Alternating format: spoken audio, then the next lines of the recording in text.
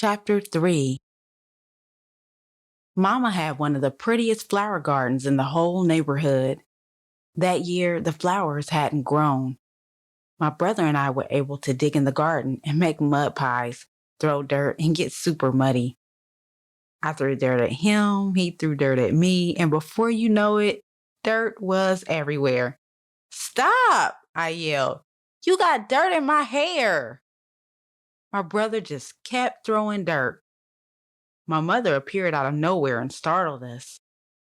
Quit throwing that dirt and move over. I'm getting ready to plant my flowers. Mom had gone to the store to buy flowers since hers hadn't bloomed. I don't know why these flowers haven't grown, she said. She was big and pregnant, barely able to bend over, but she was determined to have her pretty flower garden. As she was digging, the oddest thing happened. She dug up this ugly doll. It had pins and needles sticking in it, and it appeared to be very old. That night, Mom made a fire and began to burn the doll. Smoke filled the air, and dogs started barking out of nowhere. It was as though the world was spinning out of control. And quite frankly, I don't know where the barking came from, seeing we only had one little dog in the whole neighborhood. Maybe I heard them because Mama heard them. After that night, Mother was never the same. Things started getting pretty weird as each day passed. There were no flowers in the garden because she never got a chance to plant them after digging up that doll. Mom was saying and doing strange things, and although I noticed these sudden but quick changes, I kept playing and being a kid the way I always did. A couple of nights later, she had my brother and I out late, walking up and down our little dead-end street, looking for my father. We were asking the neighbors who were sitting on their porches that night if they had seen our father. Go ask Mr. Smith if he has seen your father. Excuse me, Mr. Smith, have you seen my dad? No, sweetheart, but I'm sure he'll be home soon. I knew right away that something was seriously wrong with my mother, but what? I didn't know. We walked up the street, down the street, and my mom had this strange look on her face. It was as if she was in another world. She was looking around, but what was she seeing? She didn't say anything else the whole time we walked. She just looked. We finally returned home, and we all got in her bed and fell asleep.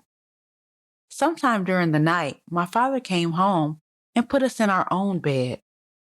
The next day, I was outside playing with Jan and had to use the bathroom. I remember going into the house to use the bathroom. I was in a hurry. I waited too long and was about to pee my panties.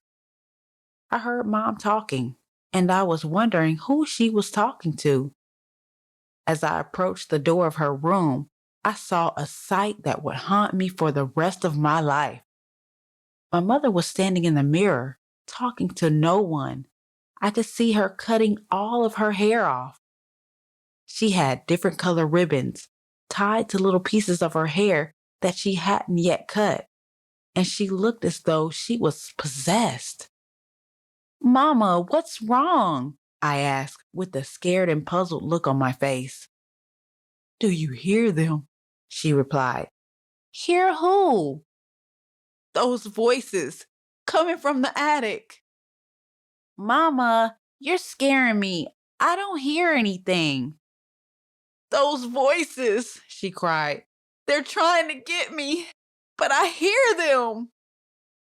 I ran outside to get my little brother and went to the neighbor's house to inform her that there was something wrong with my mother. Mrs. Moore, there's something wrong with my mother, and I don't know what to do. Okay, sweetheart, go home and lock the door. I will call your grandmother. I took my little brother in the house and locked the door and waited.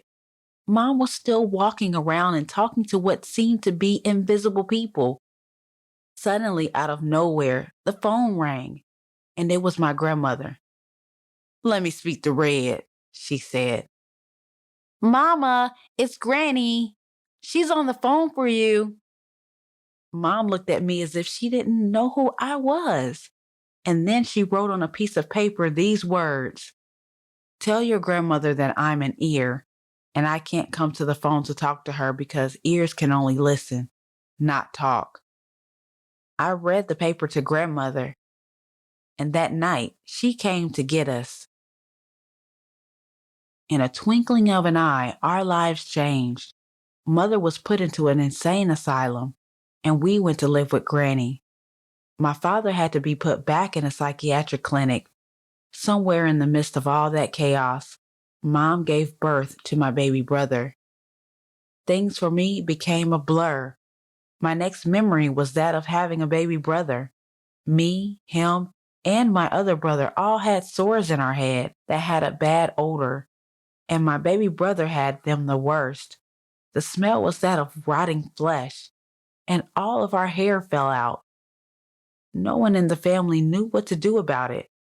My granny finally sought medical attention, and the sores began to heal. This was the most difficult time of my life. This was the time that my childhood stopped. Granny took us in, but she worked. There was this new little creature called a baby, and someone had to care for it. What does a 7-year-old know about taking care of a baby? What does a 7-year-old know at all? That summer went by rather slowly. I had lost my best friend, and I had to stay in the house and clean, cook, and take care of my little brothers. It seemed as though it was me against the world. What does a 7-year-old know about the world? Not much.